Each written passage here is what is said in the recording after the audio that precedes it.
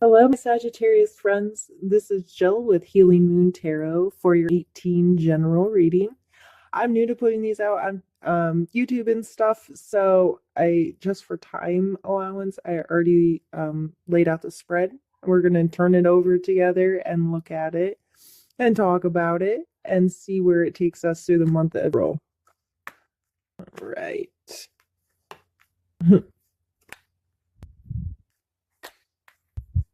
Hmm. All right, Sagittarius. Okay. We're going to start here with this Four of Wands, Ace of Pentacles, Page of Cups. Sagittarius, you are feeling like things are going pretty well. Like you feel good in your space. This is a card of celebration, a completion. You feel like you got somewhere, or things are feeling really good. And then the Page of Cups down here is definitely like a card of romance, a card of feeling really good about your space, being out there, being enthusiastic and kind, and just putting your feelings out there into the world. We have this Ace of Pentacles right in between as kind of like a challenge. So, in how you feel, you might be, having a lot of good feelings, but where are you in the physical world? And so, in this card, you talk about getting into your body a little more, or this card may be something new financially coming into your life, like a new idea, a new job, a new something you're thinking about pursuing, um, a new opportunity that's coming in, and uh, you might not want to do that because you're focused on how you feel. So maybe they're financially you're not doing so well, or you feel like, I don't know, maybe. Hmm.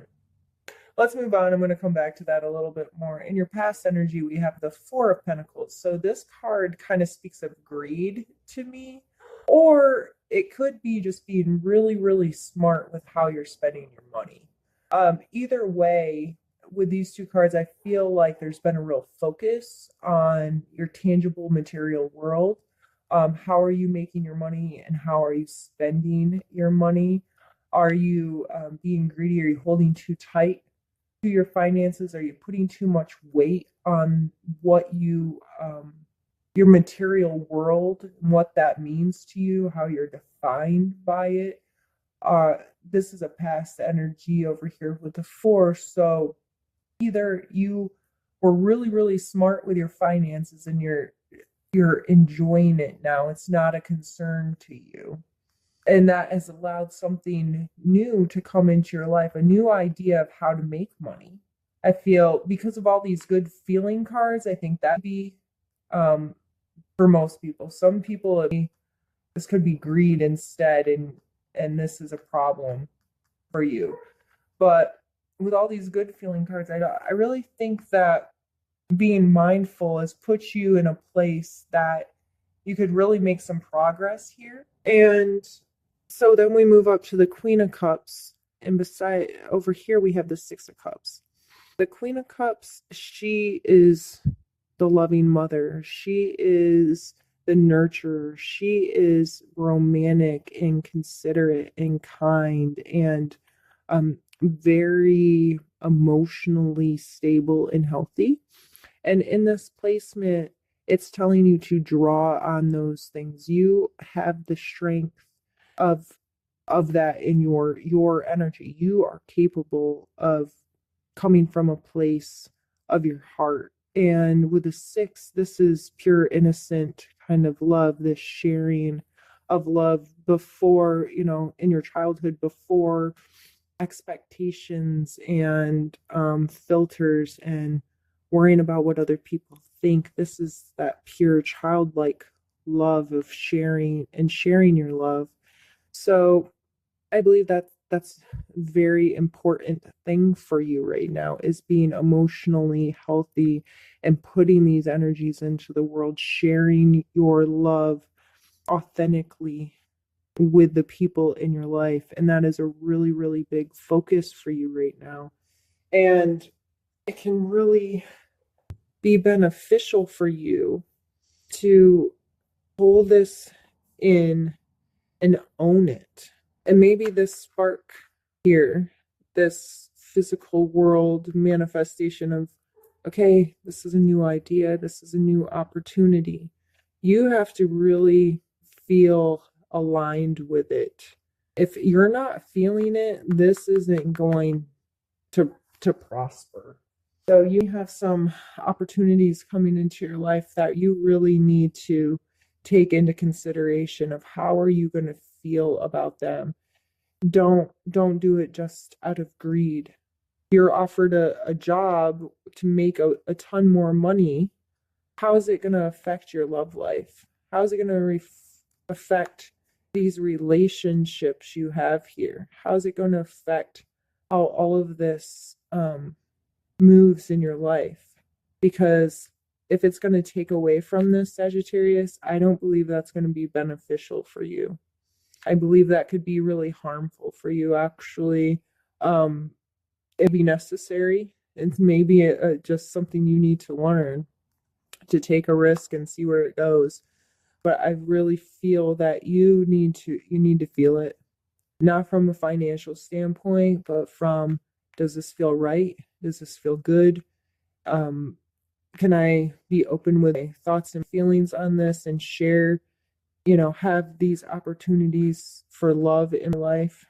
So that's pretty deep. Sorry for being so heavy, Sagittarius, but that's kind of how I roll. I'm pretty blunt and straightforward, and the cards seem to come out that way for me, so it works. But over here on this side is usually what I call like a bossy side. These are kind of what you need to do. And down here in the Hierophant, this card really speaks of structure and teaching, and who is your teacher, or who are you teaching? How are you teaching them? How are you being taught? What lessons have you learned? Do you need to change teachers? I know that's kind of a lot of information, but this can be interpreted in a lot of different ways. So since this is a general reading, I try to put out enough information where it's going to resonate with you in some way in your life, so your attention can be drawn to that energy when it does appear. So maybe this spark over here, as a suggestion, is for you to evaluate these structures in your life, evaluate who you're getting counsel from, evaluate who is helping guide you. Do you have somebody pushing you? Like, if you don't have X, Y, and Z, you're not good enough. If you aren't producing this material wealth or whatever, you can't love us or have fun with us or have a relationship with us. Or is this supporting you doing things that are emotionally good for you, and not just financially based or physical material based? Whoever this is, or maybe it's you, maybe you are teaching others, and what are you teaching them? Are you teaching them greed, or are you teaching them to follow their heart? And so that, followed by the 8 of Pentacles or coins. This card, this person is very diligent in his creating. He is putting in hours by candlelight to create his physical world. He is really working hard on his space. So at his job, he's really focused on getting the work done and doing it over and over and over again until it's perfect. So you need to know that this effort is required. If this is something you want to make grow and prosper in your life, this new thing happening, you need to understand it is going to be a lot of work, and you're going to be burning the candle after hours to put in this work. And then we come to the 8 of Swords, and this is a very self-limiting card. In other decks, she's depicted as blindfolded and surrounded by the cards. And here we have a spider web. And with spider webs, we've all watched a bug get caught in a web. And the more it struggles And the faster and the harder it tries, the more it gets entangled. And so here, I think of this as not having a knee-jerk reaction to what's going on. I feel you need to take small, slow, deliberate actions to free yourself here. And you may be imprisoned by yourself. You may have hung yourself in this web. Your self-limiting thoughts, how you talk to yourself, what do you say to yourself about yourself and what you're capable of? Are you telling yourself you're not capable of doing this? Are you telling yourself you're not capable of putting in that effort to make whatever this is work? Are you telling yourself that, you know, your feelings aren't important? It's the money that's important. How are you speaking to yourself right now? And what actions are you taking? Are you putting in work? Are you understanding that it takes time and then it takes effort? Or are you just sitting in your head talking yourself out of it, telling yourself you can't do that? That's too hard. That's going to take too long. And then with us ending on the tower, that's some heavy stuff, Sagittarius. So the tower is things being broken down to the foundation. And this is very much you, to me, this is going to start scratch again. You're going to break it all down and rebuild. And this, every time this shows up, it's an opportunity to make things the way you want them to be. But whatever the situation is, I think if you go into it wrong or go into it with this chasing the physical rather than being emotionally invested in it and mindful and honest with yourself about how it needs to happen, it could come crashing down. Absolutely. I think I'm going to pull another card for that tower, and I'm going to use Happy Tarot. These cards are pretty rugged at the moment, or bring some lightheartedness into the spread. Well, what fell out was the Two of Swords and the Nine of Wands. And so these cards are also depicting some tough energy. So her, like I was speaking about here, again, blindfolded, stuck between this indecision space of not sure what to do, not sure what choice to make.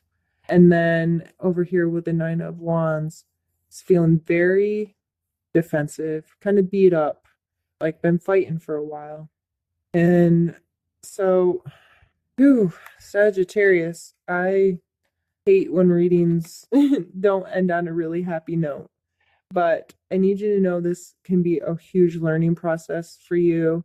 And we got to water things to make them grow, right?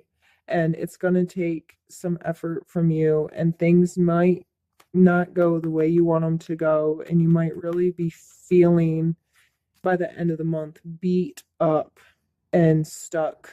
She's stuck. She's stuck. He's beat up from defending the tower that's fallen down. This emotional invested stuff can really leave us feeling here sometimes when we get our feelings hurt. Really can put us in a place of turmoil. So I'd be very mindful of who you're giving this feelings to, how you're delivering it, making sure you're communicating from a pure and authentic place, and getting really aligned with this work energy, this physical world energy of getting really honest with yourself about how you feel about these things, how you want to approach these things, and your perspective on these things. And you cannot control outside stuff coming in. You cannot control the world. You can only control you. So I feel like you are an extremely emotional being. You have 3 cup cards here surrounding your major energy, and that's what you're good at, Sagittarius. And you may not be good at this material world stuff, and it can leave you feeling beaten up because you are investing so much emotionally into these things. But I think you need to maybe rein this stuff in a little bit, get to this Queen of Cup place where you can make a very quick, from the heart, very just clear communication of how you feel, this mothering instinct, and not just for others' benefit, but mostly for your own benefit, and take a real clear look of who are you learning from, what are you learning, who are you teaching, how are you implementing these energies down here, and it's the only way that you are going to get through this stuff in a healthy way. So might be a little heavy, Sagittarius, but I believe that you're very capable. And I believe that even though this tower might break things up a little bit for you, it's going to be extremely beneficial for you in the long run, because by breaking down the tower, you get to build exactly what you want the next time. Our lives are what we make of them. And this tower isn't serving you anymore.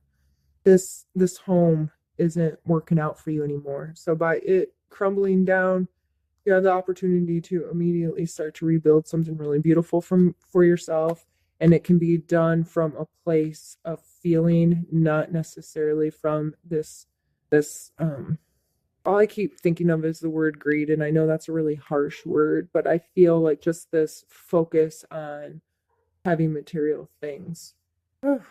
Well, Sagittarius, now that you heard that, you might not want to hear from me anymore, but I do have a Facebook page where I post weekly and do some interactive stuff there. I would love to hear from you if you need any clarification on any of this, or just want to speak to me about it, or tell me how it resonates with you or doesn't. I'd love to hear from you. Please reach out to me. Thank you very much for spending time with me. I appreciate it. And I hope that you have a great month of April. And I look very much forward to doing for you and to see what's going to rise out of the ashes of this for you. Because if you're coming in with this energy before it, I think it's going to be really good. It's going to be a really good opportunity for you. So we will see you in, if not before then. And take good care of yourself, and we'll see you soon. Bye.